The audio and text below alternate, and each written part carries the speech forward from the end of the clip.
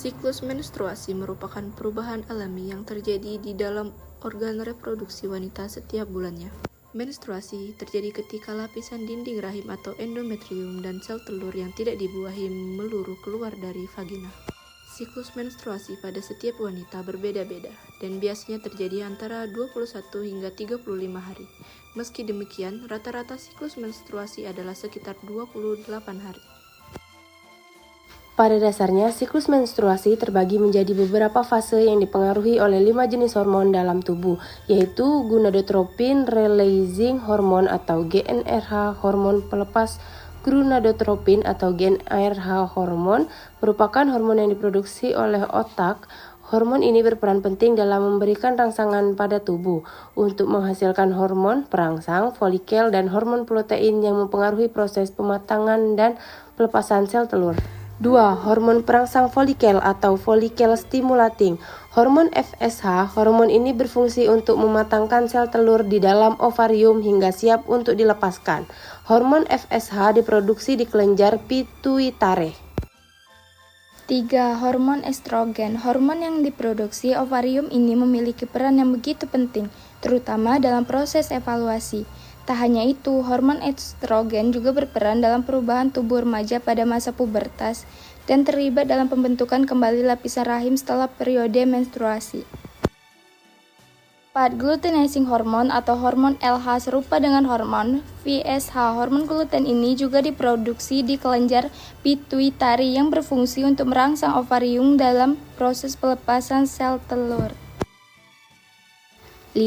Hormon progesteron bekerja sama dengan estrogen, berperan dalam menjaga siklus reproduksi dan menjaga kehamilan hormon. Ini juga diproduksi di ovarium, berperan dalam penebalan dinding rahim secara umum. Ada 3 fase dalam siklus menstruasi, yaitu 1. Menstruasi terjadi selama 3-7 hari. Lapisan dinding rahim dan sel telur akan meluruh menjadi darah menstruasi. Banyaknya darah yang keluar selama masa menstruasi ini biasanya berkisar antara 30-40 ml. Selama 3 hari pertama, darah menstruasi yang keluar akan lebih banyak. Pada masa ini, wanita biasanya akan merasakan nyeri atau kram di bagian panggul perut dan panggung. Kondisi ini biasanya dipicu oleh kontraksi rahim yang terjadi karena adanya peningkatan hormon prostaglandin selama menstruasi. Meski memicu rasa sakit, kontraksi yang terjadi selama menstruasi sebenarnya berfungsi untuk mendorong dan mengeluarkan lapisan dinding rahim yang meluruh menjadi darah menstruasi. Selain itu, wanita yang sedang haid juga bisa mengalami gejala lain seperti perubahan mood, sakit kepala, dan perubahan nafsu makan. Fase 2, praovulasi dan ovulasi. Pada fase praovulasi, lapisan dinding rahim yang sempat luruh akan mulai menebal kembali.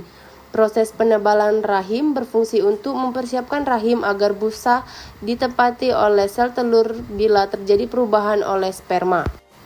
Proses ini bisa terjadi pada masa subur atau ovulasi. Pada saat ovulasi, folikel yang dominan akan pecah dan mengeluarkan sel telur, kemudian bergerak menuju rahim melalui tuba Fallope. Sel telur tersebut dapat dibuahi hingga 24 jam setelah dikeluarkan untuk menjamin keberhasilan program membuat anak.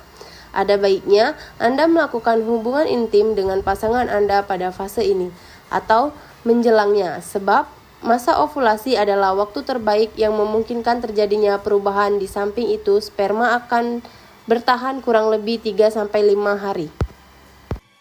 Fase 3, pramenstruasi. Pada 3 fase ini, lapisan dinding rahim makin menebal. Hal ini dikarenakan folikel yang pecah dan mengeluarkan sel telur akan membentuk korpus luteum. Korpus luteum sendiri adalah jaringan yang terbentuk di ovarium dan berperan dalam produksi hormon progesteron yang membentuk lapisan dinding rahim semakin tebal. Jika tidak terjadi pembuahan, Anda akan merasakan gejala pramenstruasi atau PMS seperti emosi tidak stabil dan perubahan kondisi fisik seperti nyeri payudara, pusing, cepat lelah, atau perut kembung. Selain gejala tersebut, korpus luteum akan mengalami degenerasi dan berhenti memproduksi progesteron.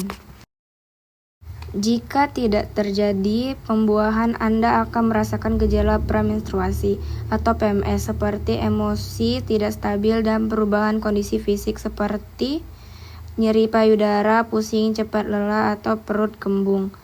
Selain gejala tersebut, korpus luteum akan mengalami degenerasi dan berhenti memproduksi prosteron. Jika tidak terjadi pembuahan, Anda akan merasakan gejala premenstruasi atau PMS seperti emosi tidak stabil dan perubahan kondisi fisik